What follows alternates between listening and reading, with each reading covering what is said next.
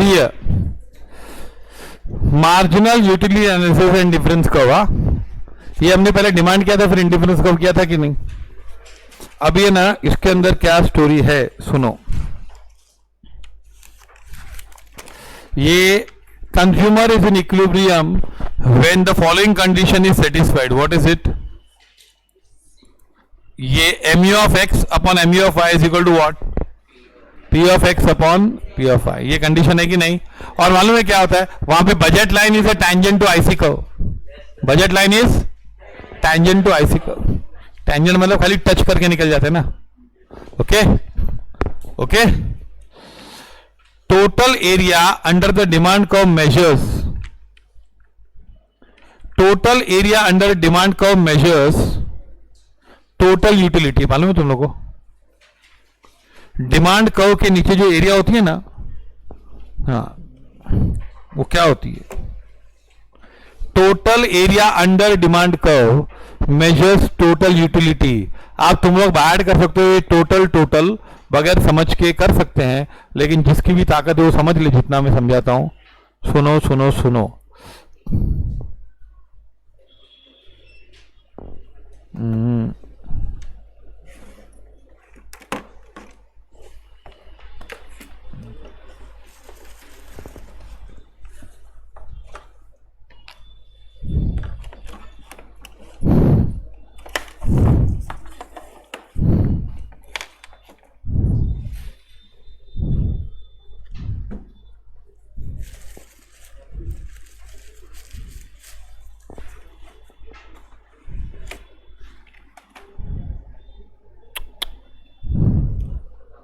Just a minute. See, ये ना total utility कैसे, इसका एक्सप्लेनेशन सुनो। देखो ये डिमांड कब होता है?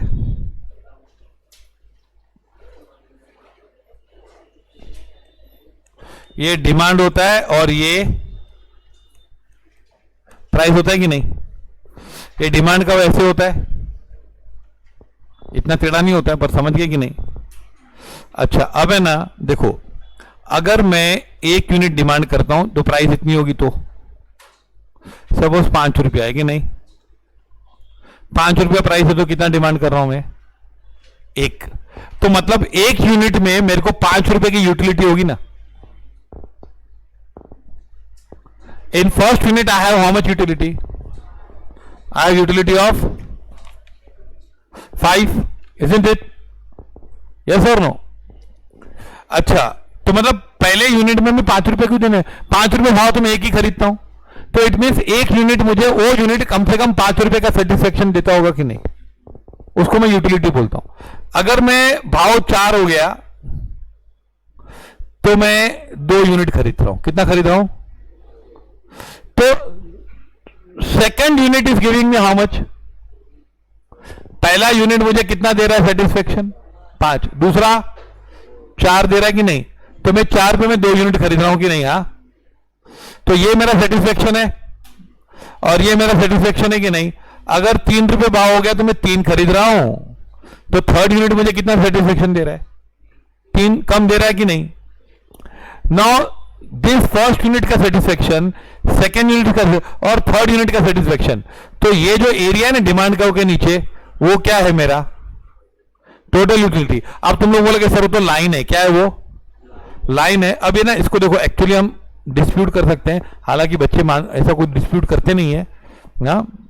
हाँ ये देखो, ये डिस्प्यूट क्या हो गया? ये 1 है, ये 2 है ना, ये मैंने गैप रखा है, लेकिन ये गैप नहीं रखना चाहिए, दूसरा यूनिट यहां रखना चाहिए। कहां पे?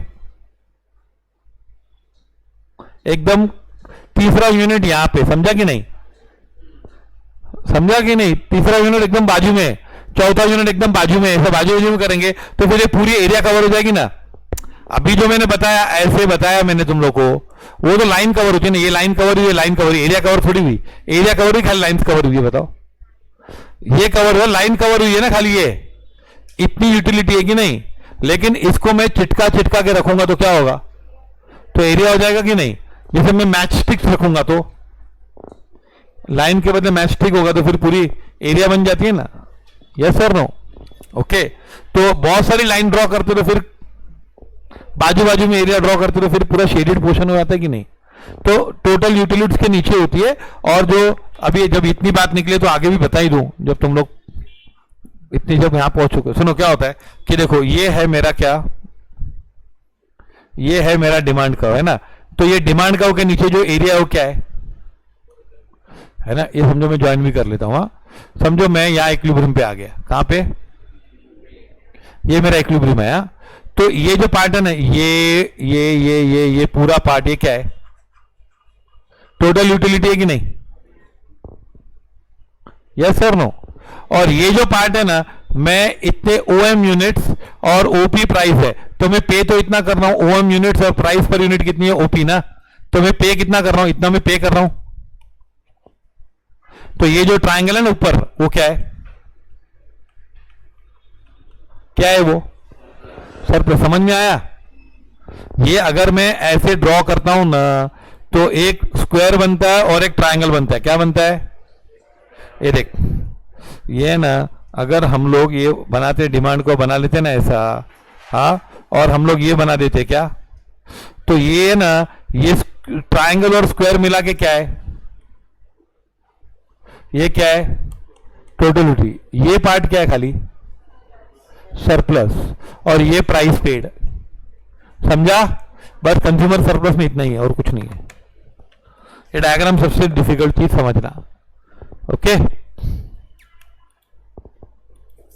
सी after reaching saturation point consumption of additional unit causes what. अरे सैचुरेशन पॉइंट मतलब मार्जिनल यूटिलिटी इज 0।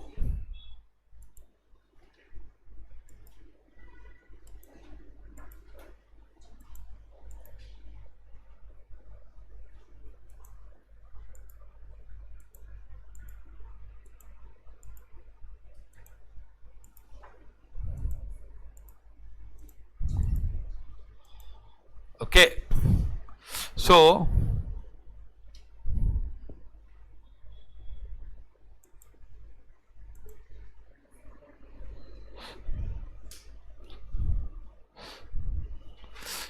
यहां पे क्या होगा,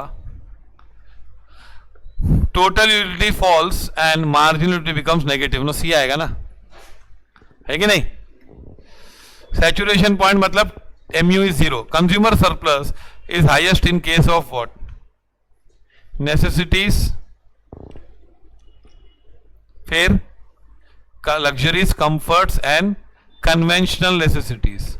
It is highest in necessities. Okay? अभी conventional necessities क्या है, वो कुछ perfect defined नहीं है। Okay? Fifth point क्या है, marginal utility approach to demand was given by Alfred Marshall. किसने दिया था अप्रोच, मार्शल ने।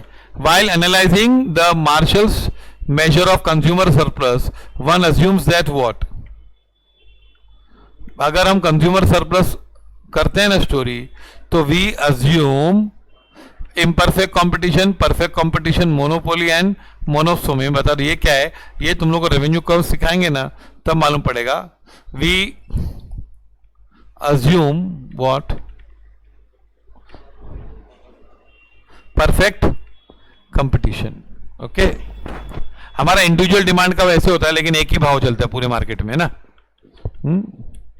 विच is not the assumption of theory of demand based on, ये कौन सा अजम्पशन नहीं है, इंडिफरेंस कर्व में। या theory of demand based on indifference curve, कौन सा बोल रहे हो। थियरी ऑफ डिमांड दो तरीके से है, based on utility and based on indifference curve. Given the scale of preference between two different combination, scale of preference is assumption भाई। Diminishing marginal rate of substitution, ये तो अजम्पशन है ना। इसमें बोला which is not assumption, constant MU of money. हाँ, constant MU of money is not assumption, it is assumption in marginal utility analysis. But indifference का में बोलते हैं कि मनी की यूटिलिटी कांस्टेंट नहीं होती। तो ये सी आंसर है 7 का।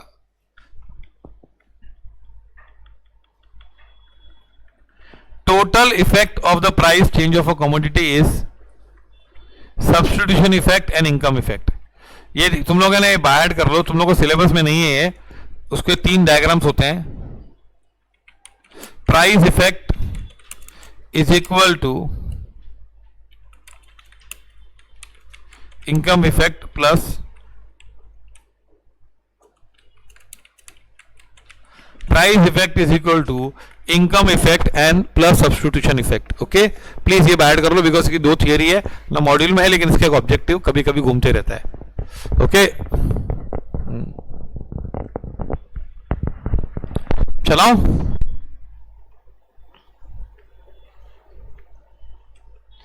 चलाओ। The law of consumer surplus is based on what? Law of consumer surplus is based on law of indifference का no, revealed preference theory, law of substitution, law of diminishing marginal। वो तो मालूम है ना, उसमें कम कम यूटिलिटी होती है ना, डिमांड कर्व के नीचे हर एक वर्टिकल लाइन छोटी छोटी बनती जाती है ना, तो वो based on diminishing marginal utility. If two goods are perfect substitutes it necessary follows that, अगर परफेक्ट सब्स्टिट्यूट्स है ना तो indifference curve will be linear ना, मालूम है ना, और परफेक्टली कॉम्प्लीमेंट्री होता है, एल शेप्ड होता है। तो 10th का आंसर क्या है?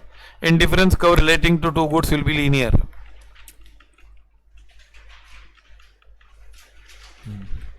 आंसर 11 एंड 12, ये टोटल यूटिलिटी लिखा है इसने, एमयू निकालने का। What is the marginal, what is the MU when consumption is increase from 4 units to 5 units? कितना होगा, कितना आ जाएगा, कितना होगा? 2000 टू क्या आएगा, 2000 यूनिट्स होगा कि नहीं? आंसर के option C. Follow this. What is the margin when consumption increase from 8 units to 9 units? 8 से 9 पहुंचा तो 400 ना है, ऑप्शन 400। 12th का बी। इतने सिंपल सवाल पूछते हैं, हमारी इज्जत नहीं है ना, इतने सिंपल सवाल पूछने चाहिए कि इनको। Consumer surplus is the area what below demand curve and about the price. Yes ना, देखो ट्रायंगल कहां होता है? डिमांड कर्व के नीचे। डिमांड कर्व के नीचे पूरा यूटिलिटी होती है और प्राइस तक होता है, प्राइस पे किया तो उसके बीच की एरिया होती है ना। 13th का आंसर ए है कि नहीं? अबाउ सप्लाई कर्व नहीं, नहीं above demand curve, demand curve के ऊपर कुछ नहीं होता है यार। बिलो सप्लाई कर्व नहीं, नहीं above below demand curve and what about price. Consumer surplus diagram बताया था मैंने अभी कुछ ही क्षण पहले। Suppose the price of a new bicycle is 200, Natalie values the new bicycle at 400. What is the value of consumer surplus? उसको तो लगता है 400 की होनी चाहिए, 200 सरप्लस है ना यार, उसको लगता है 400 में भी खरीद लूं यार मैं तो, है ना। तो if a buyer is willing to pay for a new car 2 lakhs and she is able to buy it for only 1,80,000, तो 20,000 सरप्लस है ना यार, कोई बड़ी बात है क्या इसमें? यूटिलिटी हम लोग जम के किया यूटिलिटी वाला।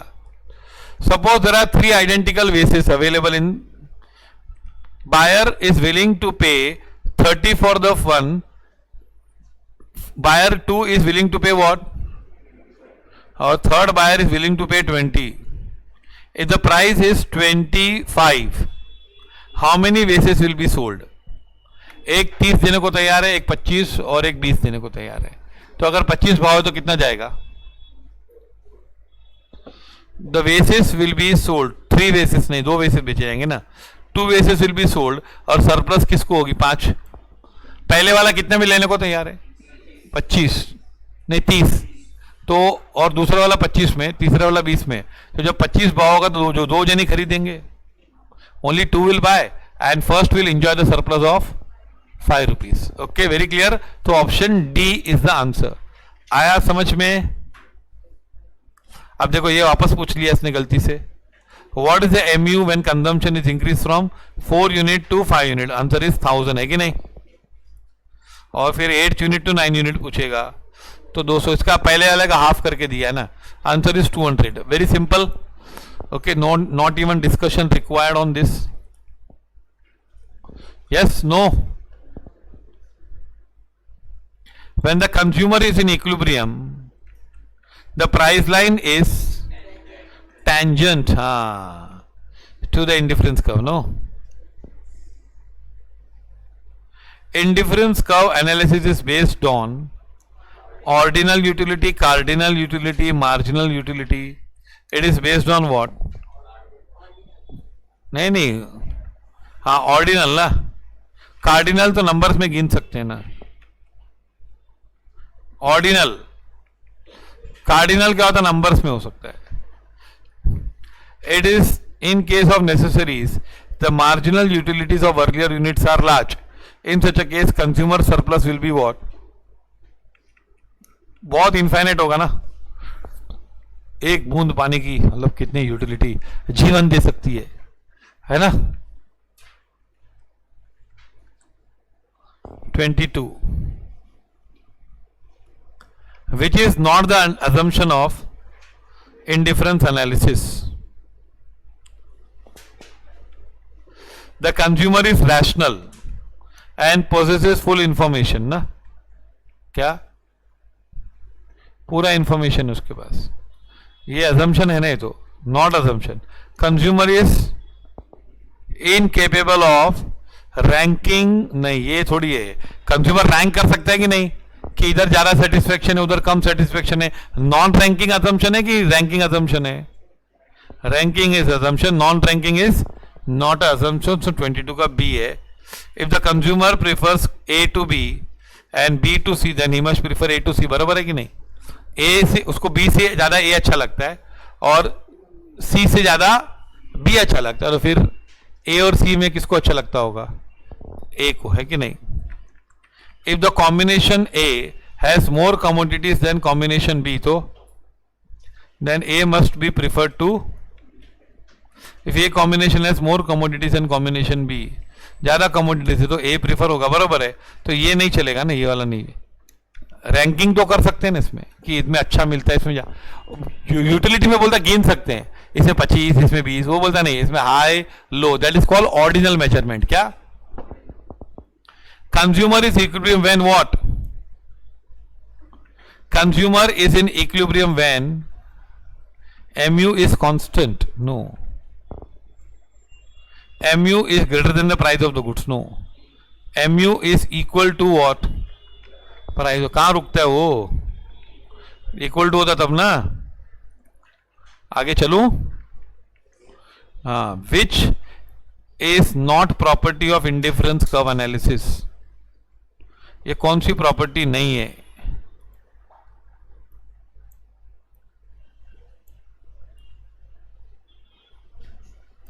विच is not the property of indifference curve analysis. बोलो क्या है? Indifference curve slope downwards towards the left. बरोबर है. Indifference curve is convex to the origin. ये भी सही है ना. Indifference curve never intersect. और नहीं, ये रॉन्ग है ना. Indifference curve slope downwards towards the right. Left में नहीं आते ना. It is downward sloping from left to right. ये रॉन्ग है. Higher indifference curve represent higher satisfaction है ना. ये रॉन्ग है. ओके, ये रॉन्ग है. Higher indifference curve shows higher level of satisfaction. पक्का? Indifference curve is convex to the origin due to falling MRS. और कॉन्केव होता है तो क्या होता है? MRS is rising. और अगर लीनियर होता है तो MRS is constant. Constant MRS can be seen only in perfect substitutes. कभी होता है? तो perfect substitutes तो दोनों सेम ही होते हैं ना यार. खाली वो x और y नाम बोलने के लिए खाली है ना. खाली नाम बोलने के लिए एक्स और वाई की नहीं.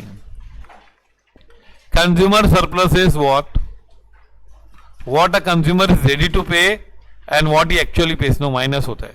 What he is ready to pay and what he actually, minus ना. एक रेडी टू पे ज्यादा होगा. Follow this. Neeti, where are you?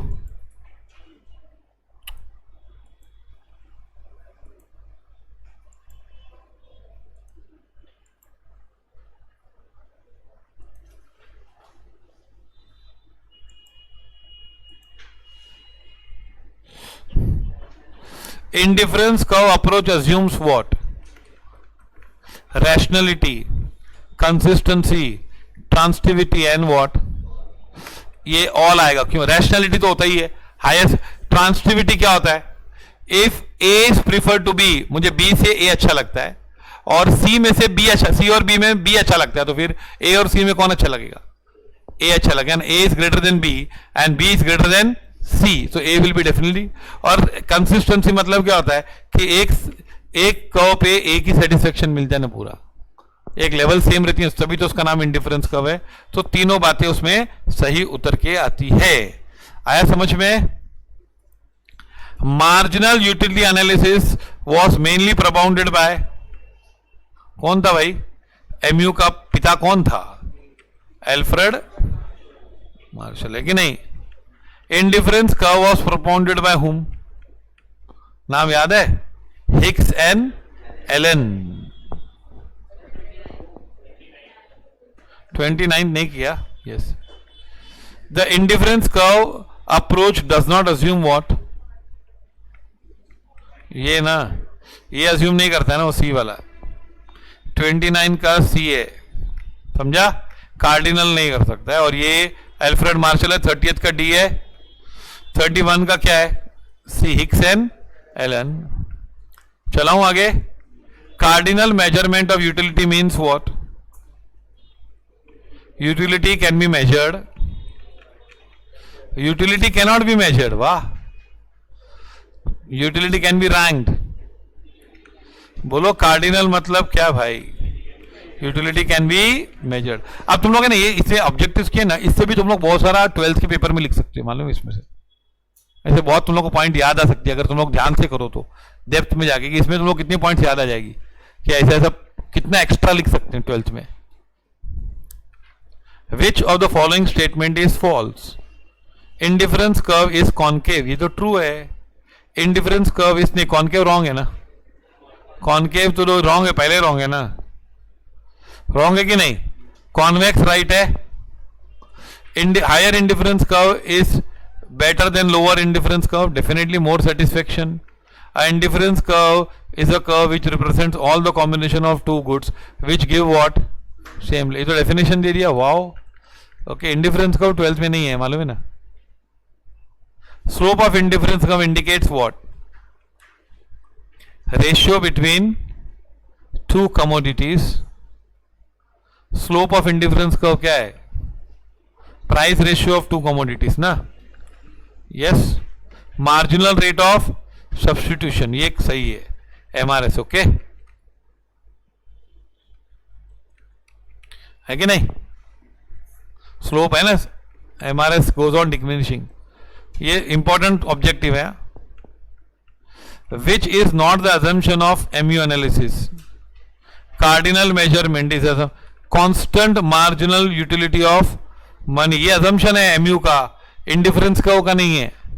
Rationality, ordinal measurement is not assumption of MU. समझा? देखो एक 2.9 उससे बहुत सारे ऑब्जेक्टिव आते हैं. देखो MU approach and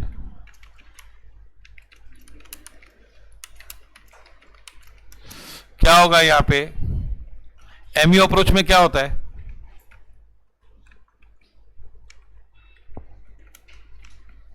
MU approach में क्या होता है? यहां पे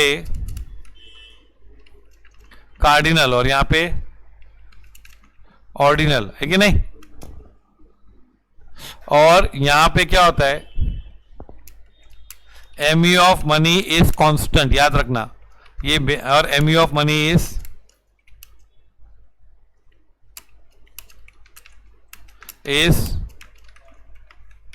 कांस्टेंट नहीं है भाई. MU of money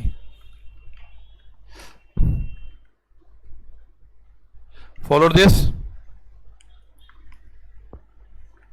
law of diminishing marginal utility does not apply to money, butter, Pepsi, ice cream. Money को नहीं अप्लाई होता है ना, और कांस्टेंट है ना एमयू.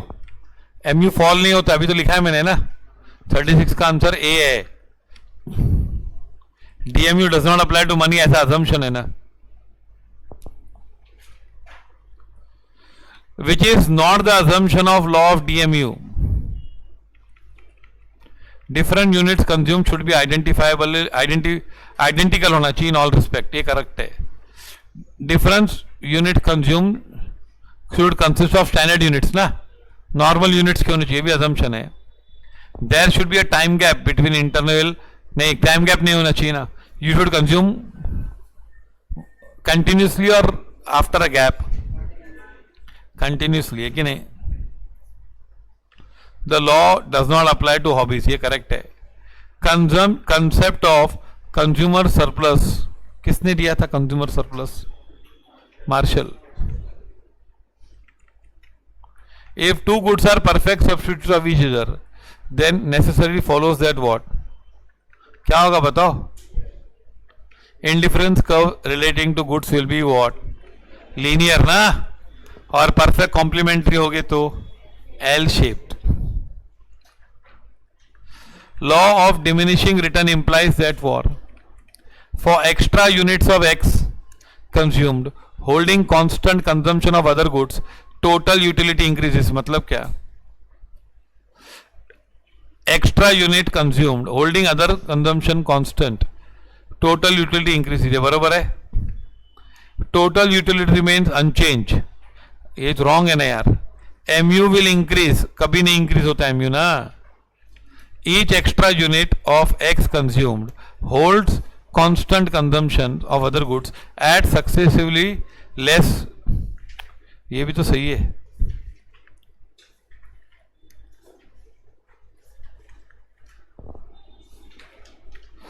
ये फर्स्ट वाला देखो, for extra unit of x consume holding constant total utility. Total utility बढ़ती तो है लेकिन एक पॉइंट के बाद नहीं बढ़ती है ना. देखो ये भी करेक्ट है. क्या ए वाला करेक्ट नहीं है? For extra unit of x consume मतलब एक unit holding consumption of other goods, दूसरे कंजम्पशन को हमने सेम रखा और एक चीज खाते गए ना, एक्स्ट्रा यूनिट खाया तो टोटल यूटिलिटी बढ़ेगी कि नहीं? ये भी सही है. each extra unit of x consumed holding constant consumption of other goods at successively less to total. Add करता है लेकिन, तो ये दोनों सही है लेकिन हम लोग इसको ऑप्शन देंगे क्योंकि इसमें बोला है कि उसमें से लेस बढ़ता है लेकिन स्लो बढ़ता है. इसमें खाली क्या बोला है? बढ़ता है. लेकिन दोनों ऑप्शन करेक्ट है, ए और डी. तो we'll write it D. Okay, ऐसा होता नहीं कभी कभी. Two goods are perfect substitutes of each other, तो एमआरएस विल बी कांस्टेंट है ना. Consumer surplus is concept derive from law of demand. बोलो किधर से आया? Law of diminishing marginal utility. Indifference curve से नहीं आया. आया समझ में कि नहीं? अब है ना, तुम लोग एक चैप्टर है सप्लाई, उसमें बहुत कम ऑब्जेक्टिव्स है. ओके, तो